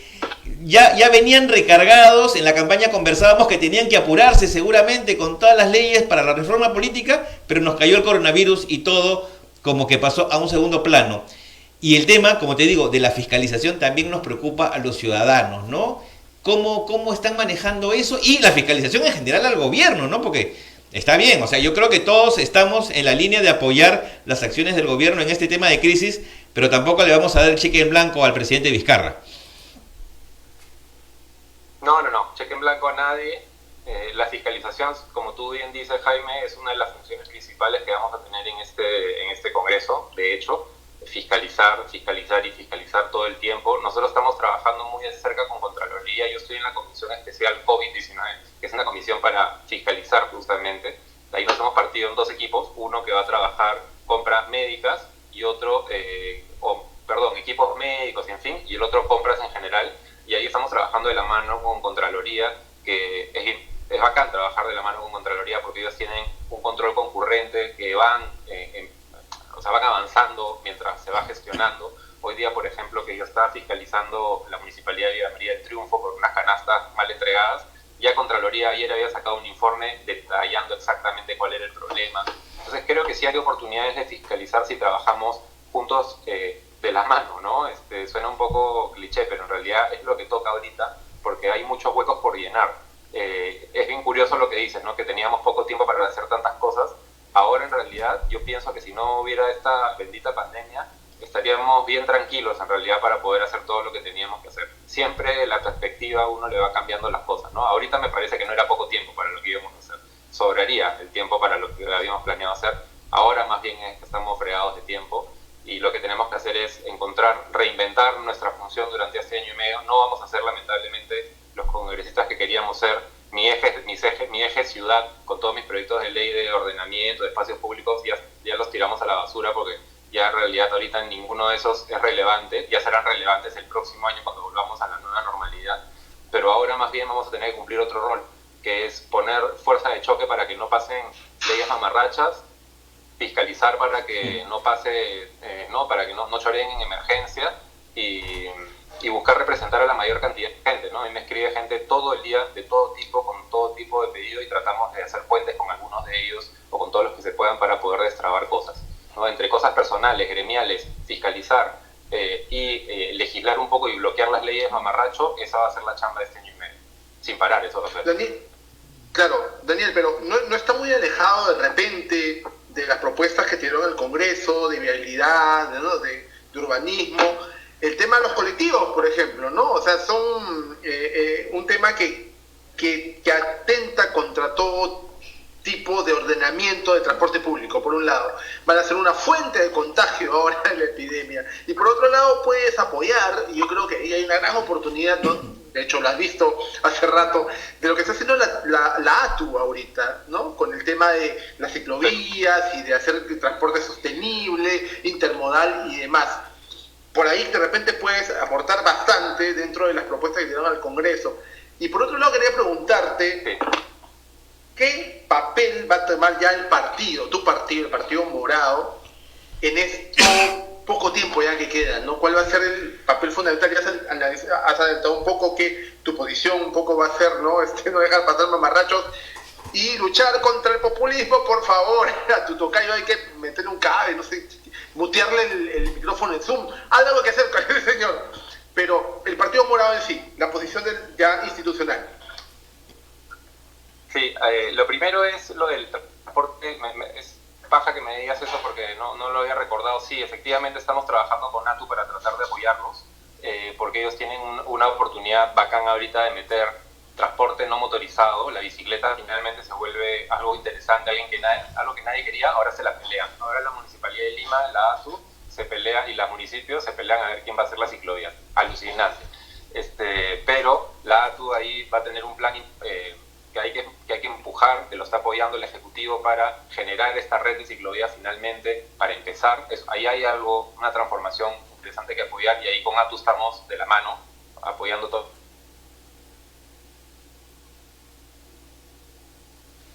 A ver, creo que... Bueno, es un reto, pues, ¿no? Es un reto generar una dinámica saludable entre nosotros, sin vernos nunca, sin tener oficinas. Normalmente, ¿qué es lo que hacen los congresistas? Se reúnen casi todos los días, se ven, un cafecito, lo que sea. Antes de la reunión ves al otro colega, vas negociando no sé qué, oye, tal. No hay nada de eso, ¿no? No hay ese espacio para conocerse. Entonces, somos un montón de desconocidos que, ¿no?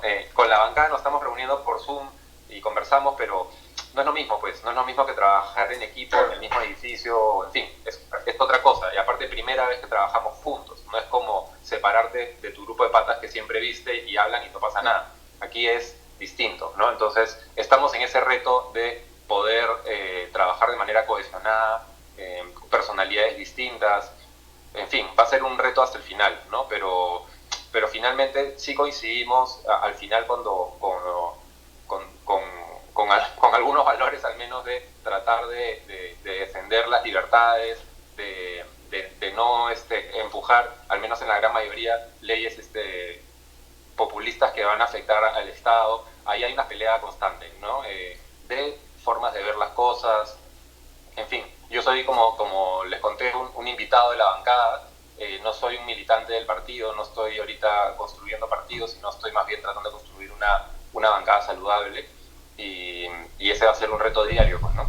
Bueno, yo creo que hoy día, por lo menos, no sé si lo habían pensado ya, pero Willy creo que ha dado en el clavo con un asunto, va a sonar redundante, clave en estos tiempos de coronavirus, ¿no? O sea, el transporte público se está más bien pensando en que sea lo más espaciado posible para que la gente tenga espacio y no esté junta. Entonces, más bien el transporte colectivo invita a la gente a amontonarse en carros muy pequeñitos y eso sería también un foco infeccioso para el coronavirus. Y creo que también nos toca hacer nuestra parte con Willy. Vamos a organizar con Manuel Velarde, de repente Cintia Yamamoto, Juan Pablo León. Vamos a ver si hacemos un pool de gente para poder parar esta ley que quiere formalizar, ¿no?, a este transporte colectivo que no tiene razón de ser en Lima de ninguna manera. Daniel, queremos agradecerte mucho tu presencia hoy día en Argolla TV. Te hemos extrañado, te hemos extrañado mucho, así que esperamos por favor tenerte con frecuencia. Yo sé que las labores parlamentarias son abrumadoras, pero de vez en cuando quisiéramos seguir contando sobre todo con la información que provenga de fuentes fidedignas desde el propio Congreso de la República. Mira, yo encantado, para cerrar me gustaría contarles algo positivo, ya que me han pedido algo positivo. Ahorita justo me estoy yendo porque vamos a sacar un reportaje con un proyecto que estamos lanzando multipartidario, que está bien bacán, que es un proyecto, una propuesta técnica multipartidaria. Básicamente no es una ley, sino es una propuesta que se la estamos tirando al Ejecutivo para que la chape, ¿ya? Le hemos mandado un oficio y tal, y la propuesta es un bono reembolsable para independientes, gente que usa recibo por honorarios y que normalmente no tiene nada, no tiene reactiva, no tiene bono, no tiene nada, ya, ahí tienes, y que el recibo por honorarios no te sirve para nada nunca y le estás abonando impuestos al tesoro público toda la vida y no te sirve para nada, bueno, ahora te va a servir. Si aprueban nuestro proyecto, tú vas a poder levantar hasta el 70%, se llama bono 70 porque te pueden dar hasta el 70% del promedio de lo que ganas con recibo. Un promedio de lo que ganaste el último año, y el 70% de ese promedio lo puedes sacar mensualmente por 2 meses. y tú cómo lo devuelves, porque es reembolsable, con tu mismo recibo. En vez de que te descuenten 8%, te descuentan 3% más durante un par de años y ya, y no pasa nada. Pero hoy día tienes una tranquilidad que es como un mecanismo para recoger un crédito sin intereses, utilizando tu recibo. Eso es lo que vamos a lanzar hoy. Bueno, lo he trabajado yo con la Asociación de Contribuyentes y me he jalado a 3 compañeros de 3 bancadas para lanzarlo en grupo. Y bueno, lo vamos a lanzar hoy, mañana lo vamos a lanzar, así que les mandaré todo para que lo puedan ver y utilizar y difundir. Totalmente, ¿no? Claro que sí, por supuesto, ¿no? Eso es una de las cosas también que hemos estado haciendo acá, la lucha por la gente que que sale a trabajar en esta pandemia, en esta cuarentena, porque, hermano, no tiene otra que salir a trabajar, a reinventarse, porque también, pues, 2 meses metido en tu casa sin producir, lógicamente pasa factura. Daniel, muchísimas gracias nuevamente, no te quitamos mucho más tiempo, un abrazo fuerte y estamos siempre en contacto. Sí. Listo. Que estén muy bien. Un abrazo, Daniel, cuídate. Ya nos vemos. Muy bien, fue nuestro congresista y amigo.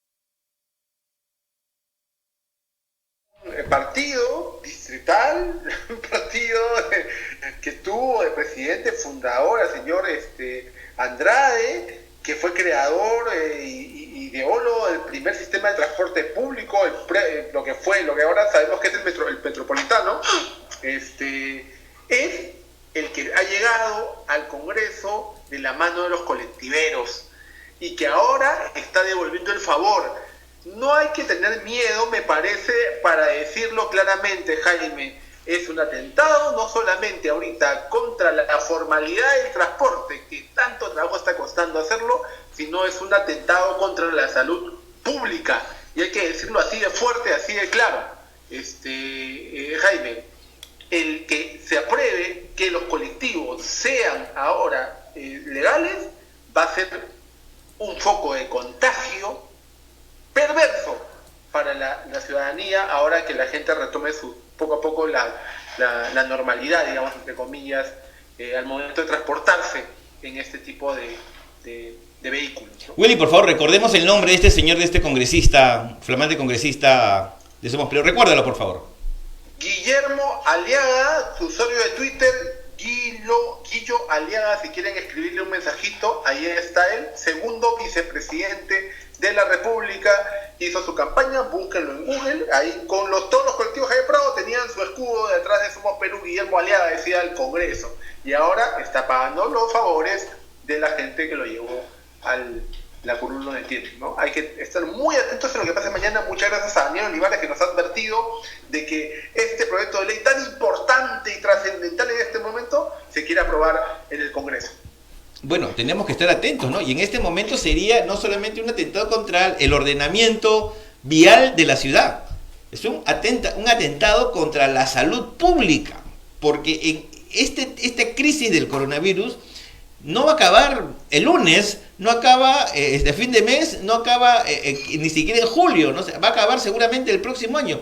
¿Tú crees, Willy, que los colectiveros van a querer empezar a trabajar recién el próximo año, cuando ya no sea necesario el distanciamiento social y se haya superado la crisis? Yo creo que van a querer empezar a trabajar ya. Claro, y que además también tiene pues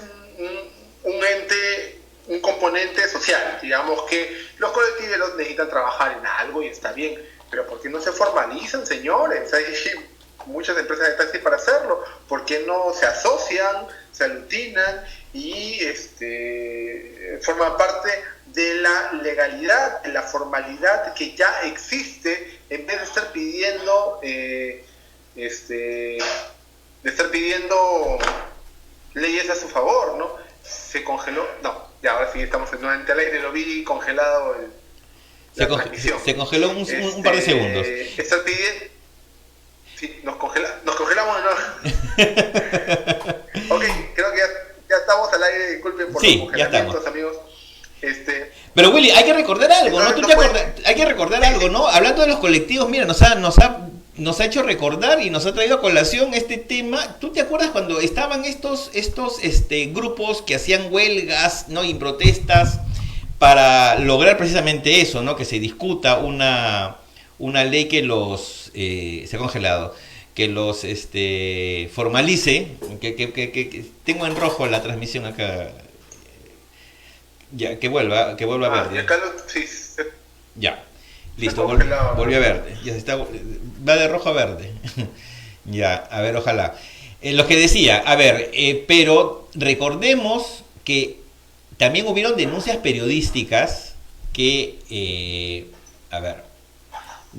recordemos que habían denuncias periodísticas que los colectiveros se organizaban en especie de empresas informales, por decirle de manera más elegante el nombre, y controlaban, ¿no?, una especie de monopolio sobre las avenidas, la avenida Arequipa, la avenida Javier Prado, y si tú no tenías determinado sticker, no tenías determinado distintivo que indicaba que tú abonabas a determinado gremio o asociación o agrupación de colectiveros, te sacaban de la avenida, no te daban permiso para trabajar, y no solamente eso, sino te atentaban contra tu vehículo o te amenazaban de atentar contra tu vida. O sea, esos son la gente que ha llevado a Aliaga a la vicepresidencia del Congreso de la República. A ellos es a los que quiere favorecer con esta ley, pregunto yo. Sí, pues, o sea, no solamente esos intereses mafiosos, como bien los indicas tú y los escribes, sino también la forma como actúan ellos al momento de protestar. Yo no sé si recuerdan, ha sido hace poco, ha sido en octubre, me parece, hubo un paro de transportistas informales, o sea, una huelga de un rubro que no es para nada formal. Y comenzaron los vandalismos, quemaron llantas, reventaron a los que no se plegaban, incendiaron un bus. O sea, a ese nivel de delincuencia llegan muchas de estas personas, además de lo que indica Jaime, que cobran cupos a aquellos que no tienen el sticker. Y por otro lado, hay mucha gente que tiene su historia de haber sido asaltado dentro de estas unidades. Eso es lo que se quiere formalizar mañana, darle legalidad a este tipo de cosas, pero rescatémonos por el lado que nos preocupa a todos, ¿ya? Digamos que son personas que intentan trabajar y que pensemos buenamente. Es un foco infeccioso. ¿Cuánta gente entra? Levante la mano quien no ha subido por necesidad de rapidez, de movilidad, se hace rápido a un colectivo. Son 3 personas juntas ahí y una persona adelante y todo cerrado. Ahora viene el invierno. Por favor, ahora más que nunca en el transporte público, cuando se reinicie todo, abran las ventanas. Necesitamos aire, que el aire entre y circule. Eso no pasa en los colectivos, ¿no? Los colectivos de Javier Prado, La Marina, Arequipa y demás. Siempre todo está cerrado, piñado. O sea, yo no quiero saber de verdad lo que vaya a pasar una vez que esto comience a funcionar, ¿no? O sea, no solamente vamos a estar en peligro de morir en un accidente, ¿no? Destruidos por la velocidad, como un choque de estos colectivos, sino ahora se adiciona el peligro de morir de coronavirus en el transporte público, y más aún en estos colectivos auspiciados por el señor Aliaga, congresista y vicepresidente del Congreso de la República. ¿No? Qué terrible. Willy, el título del programa de hoy día era "Ni el coronavirus puede contra la corrupción", pensando pues en estos grandes escándalos que hemos conocido, ¿no? La policía, la Contraloría, los gobiernos regionales, el gobierno regional de Iquitos, ¿no? Que también estaba comprando oxígeno sobrevalorado, y ahora vemos que el mismo presidente regional, el gobernador regional, se encuentra también infectado de coronavirus y seguramente va a necesitar oxígeno que él compró a un precio mayor. Y también creo que le estaban poniendo cabe a este sacerdote que había hecho una colecta y había logrado, ¿no?, juntar 1 millón de soles para poner una planta de oxígeno, para traer oxígeno para la ciudad de Iquitos, y creo que ahora lo estaban saboteando también desde el gobierno regional. O sea, esto es un escándalo por todos lados, y ni siquiera el peligro de que esta pandemia se extienda y mate a más gente frena las ganas de esta gente de robar. Oye, o sea, ¿dónde estamos? ¿Hasta dónde vamos a llegar? O sea, así no salimos de este hueco por ningún lado. Sí, claro, es grave lo que pasa en Loreto, en donde los consejeros regionales se venden los medicamentos por chat, por video, por chat de WhatsApp. Es otra de las denuncias que llega hoy día. Imagínate ese nivel de corrupción que hay. Se venden la caja de citromicina, el blister de paracetamol a 20 soles, el blister de paracetamol. Ya, entonces, imagínate, ¿no? Que muy probablemente esas medicinas llegaron al gobierno regional para ser destinadas a la salud pública. Ellos la trafican por mensajes de WhatsApp. Y la hija de otro de los consejeros regionales que ganó la licitación para dotar de balones de oxígeno a todo Loreto. Es grave, y así están saliendo y destapándose un montón de denuncias de corrupción. Y bien lo decía pues nuestro primer invitado, Aldo Pecho, del IDL, en la primera parte del programa, cuando hablaba que la corrupción es sistémica e histórica, ¿no? Un poco se refería a la historia de la corrupción del Perú, este libro de Alfonso Quirós, tan triste de leer, porque te das cuenta que desde el virreinato la corrupción existe acá, y al momento de hacernos república pues nada cambió, sino se institucionalizó. Entonces lo que hace la epidemia, y nuevamente lo vuelvo a decir como en cada emisión, simplemente demuestra lo frágiles que somos como institución, ¿no? El Perú como institución. Bueno, sí, ¿no? O sea, uno de nuestros grandes problemas es la falta de institucionalidad y, como dices tú, ¿no?, de una estructura que nos permita sentirnos cohesionados en una organización en donde el fin debería ser el bien común. Pero acá lo único común es que todos buscan su propio bien, ¿no? Sobre todo cuando llegan al poder, cuando llegan al gobierno. Y bueno, la misma organización de los partidos políticos, todo un caos. Otro tema que también se ha revelado esta noche ha sido el tema de la maternidad en Lima, ¿no? Las mujeres pobres. Oye, qué tragedia ser mujer pobre y embarazada en este país. Te hacen esperar en la puerta, en la calle, mientras dilatas, Willy. O sea, ¿tú te imaginas ese nivel de inhumanidad y de frialdad que no te pueden ofrecer ni siquiera, no sé, un toldo con una silla para esperar mientras la señora dilata? O sea, yo no entiendo de verdad qué clase, a veces los médicos y las enfermeras, a nadie le cabe duda que están haciendo un trabajo sacrificadísimo, ¿no? Pero usualmente tienen a veces un trato un poco duro con la gente, ¿no? Yo no sé si es que es porque son pobres, porque son, ¿no?, de rasgos andinos, ¿no? Porque es gente humilde que viene de los coros de Lima, hijos de migrantes, nietos de migrantes. ¿Qué pasa? ¿Discriminación? ¿Clasismo? No entiendo, Willy, no entiendo. Parece que esto de los ciudadanos de segunda clase que decía un expresidente recientemente suicidado, sí, pues, es la regla en el Perú. O sea, no entiendo. Y sí, mucho por la defensa del personal médico, que tiene todo nuestro respeto por estar en la primera línea de atención. Me contaba un amigo médico que ya no hay especialidades en los hospitales públicos. Ya no hay, o sea, que tú vas a una emergencia y te derivan con el neumólogo, con el traumatólogo. No, todo es COVID. Tiene su departamento de triaje y infectología. Triaje, COVID. Todo lo demás no lo suelen atender. Otra amiga mía, que es obstetra, las obstetras, que son las que asisten al parto, al médico, ¿no? ahora están haciendo parir a las personas casi al su hogar. Tengo una amiga que trabaja en el RIMAC y se va hasta lo más alto de los cerros del RIMAC a ayudar en el parto, porque no se dan abasto. A eso está totalmente sobrepasada la capacidad. Y bueno, sin tampoco ofender mucho a los médicos, que nuevamente te digo, se merecen todo mi respeto, hay pues un maltrato, ¿no? Yo siempre he sido alguien que ha sufrido en carne propia el maltrato, la negligencia médica, y por otro lado ha sido el que siempre ha protestado ante salud, por ejemplo, ¿no? Para la humanización del trato. El trato en la salud, que es lo que me ha tocado a mí, no en el Ministerio de Salud desconozco, pero sé de casos que son peores, que es pésimo el trato. Sin epidemia, te hablo de sin epidemia, es muy, muy malo, no hay esa calidez que tanto se afana la señora Molinelli, se afanaba en su momento de propugnar por todos lados, ¿no? Era pésimo el trato antes, no tiene por qué ser mejor ahora, Jaime.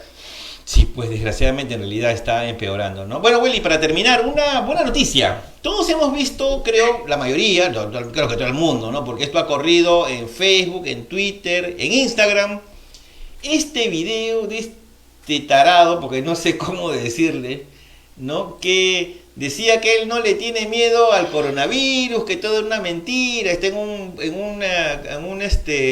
de los vagones del tren eléctrico, ¿no? Y comienza pues según él, infectar, ¿no?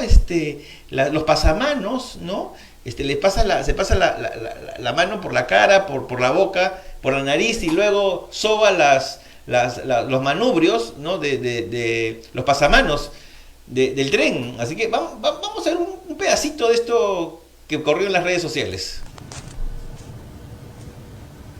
Para todos mis colegas,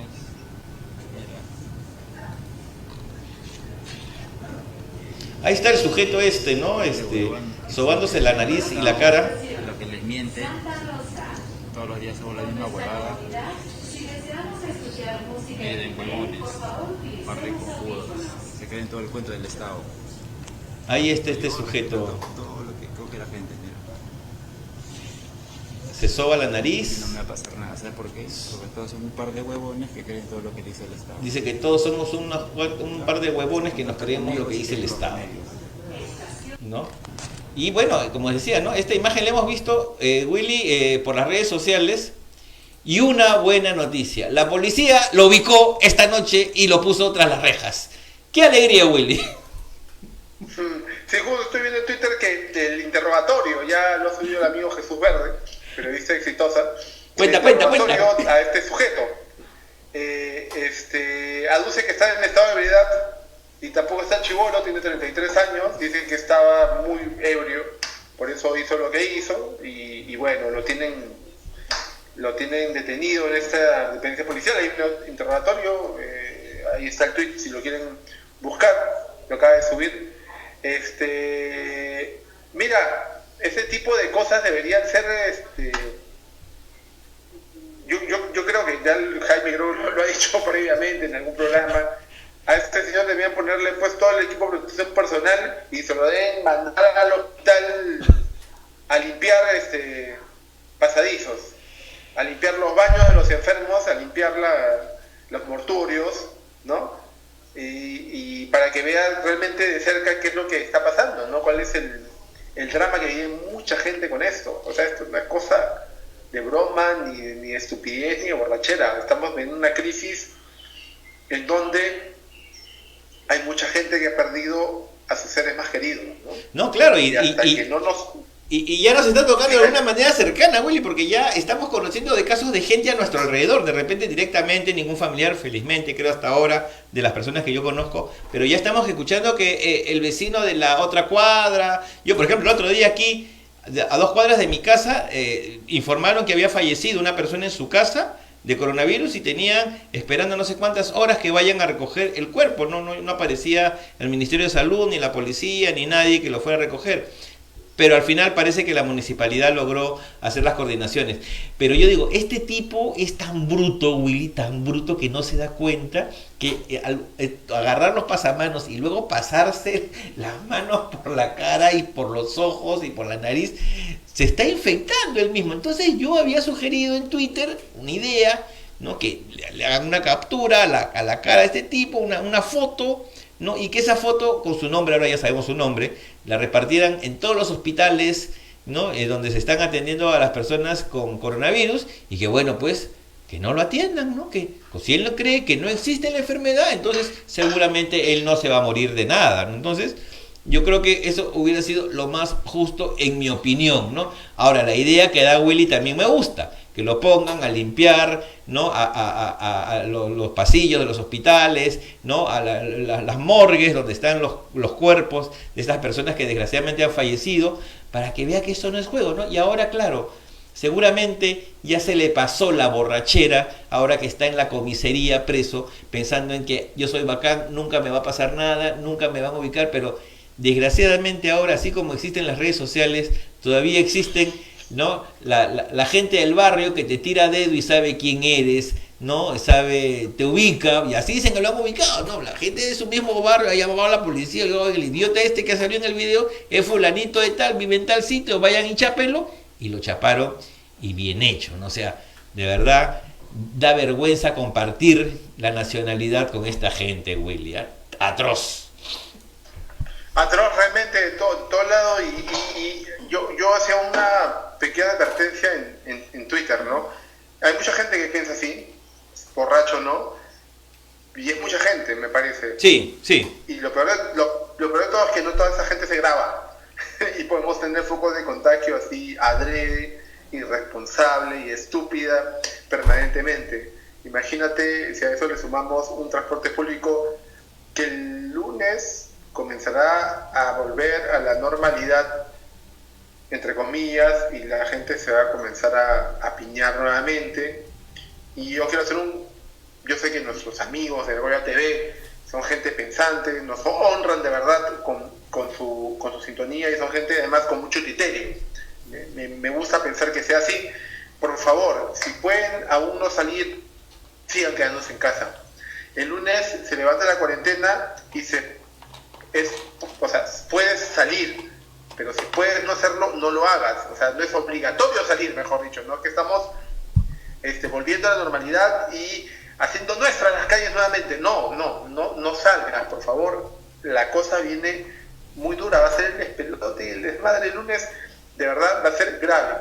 He leído una información, un dato de adentro, que se está evaluando en Consejo de Ministros en alargar la cuarentena.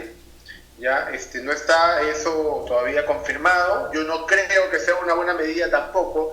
La cosa no soporta más en cuarentena, no solamente por todos los males mentales que podemos tener los que tengamos el privilegio de poder seguir no saliendo, sino la gente que la gran mayoría de personas tienen que ganarse el pan, y se ganan el pan del día a día, y no hay forma.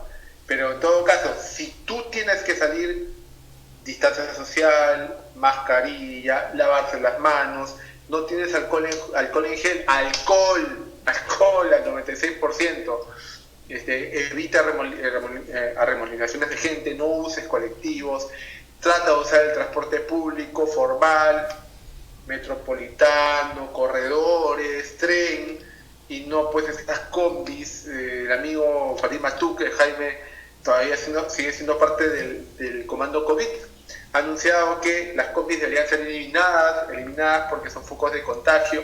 Van a tener que cambiar muchas cosas. Espero que la ciudadanía y el peruano, como ya lo dijo el presidente, no, ya depende de cada quien ahora, la responsabilidad de cada quien. La misma Pilar Macetti, la jefa del comando COVID, ha dicho, ya vamos a ver de qué manera estamos hechos los peruanos, porque a partir del 11 de mayo, amigo, amiga que me escuchas, ya es cuestión de nosotros. Como decía Hurtado Miller, que Dios nos ayude. Que Dios nos ayude, sí, porque va a ser un pelote. Por favor, evitemos que sea un pelote.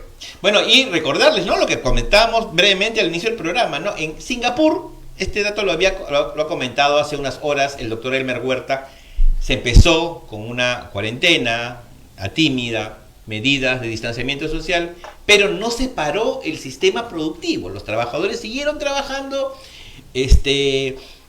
sobre todo gente migrante, gente que viene de los países adyacentes a Singapur, ¿no? Países pobres, la India, Pakistán, ¿no? Países de África. Y son gente migrante que vive en condiciones de hacinamiento, ¿no? En cuartitos, compartiendo los cuartos, no como normalmente viven los migrantes pobres en los países a los que llegan a trabajar, ¿no? Entonces, han continuado trabajando, se levantó la cuarentena muy rápido, han seguido trabajando y han tenido un rebrote mayor todavía. Ojalá que eso no nos pase en el Perú, ojalá que no nos pase en el Perú, un rebrote mayor. Ya estamos viendo colas de gente, que yo creo que en algunos casos gente un poco psicoseada, Willy, que siente malestar, siente algo y quiere ir al hospital a hacerse la prueba, a confirmar algo que no tiene ninguna cura, no tiene ninguna medicación, no te van a dar ningún remedio para quitarte el coronavirus. Lo que tendría que hacer la gente que tiene algún tipo de síntomas es quedarse en su casa, y ya si llega a un nivel que no puede respirar o que las fiebres son muy fuertes, muy altas, o realmente se ve comprometida su vida, es recién ahí donde se debe acercar al hospital. Y ni aún así, todavía creo que la línea 113 sigue activa, la gente debería llamar. Pero claro, hay muchísima gente que está yendo a hacer cola a las puertas de los hospitales. Y eso da la sensación todavía de mayor caos, de mayor temor, ¿no? De mayor desorden, ¿no? Y así como hacen eso, como dices tú, ¿no? O sea, el control seguramente del transporte formal va a ser, mira, yo no dudo que va a ser Arequipa, Javier Prado y para de contar. O sea, el resto de la ciudad va a seguir siendo el mismo caos habitual que es siempre, ¿no? Y no es por discriminar, pero ya sabemos que en la Lima Norte, en la Lima Sur, en la Lima Este, las cosas se van a desbordar, que ya hoy día nomás hemos visto las imágenes. La gente haciendo compras en Mesa Redonda, Willy, haciendo compras del Día de la Madre. O sea, no puede ser. Sí, claro. Espérate que el sábado cómo vas a ver todos los centros comerciales. Espérate a ver cómo vuelven el sábado, de verdad. Por favor, una vez más se los pido encarecidamente. Esto puede ser una masacre si es que no hacemos y ponemos de cada uno de nosotros, ¿no? De todos ustedes, y traten de decirle esto a sus amigos, familiares y demás. Y bien, yo quiero agradecer a todos los que han hecho suyo también este programa. Compártanlo, etiqueten a gente, sigan comentando. Estamos aquí en Argolla TV original, los lunes, miércoles y viernes a partir de las 9 de la noche. Mañana viene Plan de Escape con Paco Pérez García en horario estelar aquí en Argolla TV. Nosotros no hemos parado ni un minuto, seguimos generando contenido, seguimos haciendo nuestra parte de traerles información clara, concisa, información veraz y de forma entretenida. Entonces seguimos trabajando en la brega, seguimos haciendo nuestra parte en esta lucha contra la desinformación. Y nada, muchísimas gracias por estar ahí y por conectarse a la multiplataforma de Argolla TV. No hay tiempo para más. Nos vemos el viernes. Chao.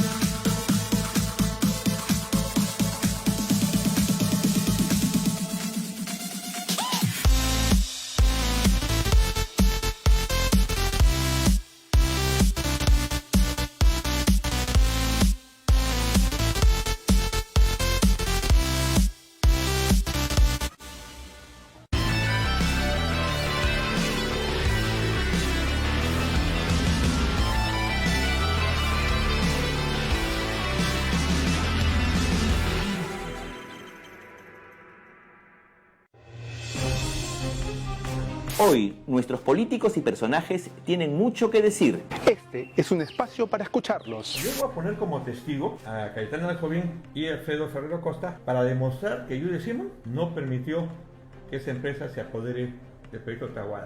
El Fondo de Estabilización Fiscal, que tiene unos 5.400 millones de dólares, 18.000 millones de soles. Allí, por ejemplo, da para entregar un sueldo mínimo a 12 millones de personas durante 3 meses. Y estos derechos, insisto, no pueden ser puestos en tela de juicio por más estado de excepción que exista, por más estado de emergencia que exista. Aunque también para cuestionarlos. Restaurar el juicio de residencia contra el presidente de la República, por la experiencia que hemos tenido en los últimos 40 años, de que todos los que han ejercido la presidencia en periodos completos están involucrados en corrupción, presos, detenidos, con arresto domiciliario, con acusación. Si hubiera eso, no se hubiese escapado Toledo, por ejemplo. Bueno, no quiero entrar en ese tema, ¿no? Claro, o sea, nadie se levanta pensando cómo lo pueden odiar más. Castañeda sí. Porque aquí no nos casamos con nadie. Conéctate a Argolla TV Original los lunes, miércoles y viernes a las 10 de la noche. En nuestra multiplataforma por Instagram, YouTube, Facebook y Twitter. Somos Argolla TV, la nueva televisión sin la argolla de siempre. La realidad nacional nos ha llevado de esto Demuéstrenlo pues, imbéciles. Demuéstrenlo. a esto. Ojalá tengamos menos de esto Ningún partido puede ser señalado como organización criminal. y mucho menos de esto. Yo no tengo rabo de paja. Igual, nosotros tenemos un plan de escape aquí en Argolla TV, todos los jueves a las 10 de la noche. Yo soy Paco Pérez García y te esperamos aquí, en Plan de Escape.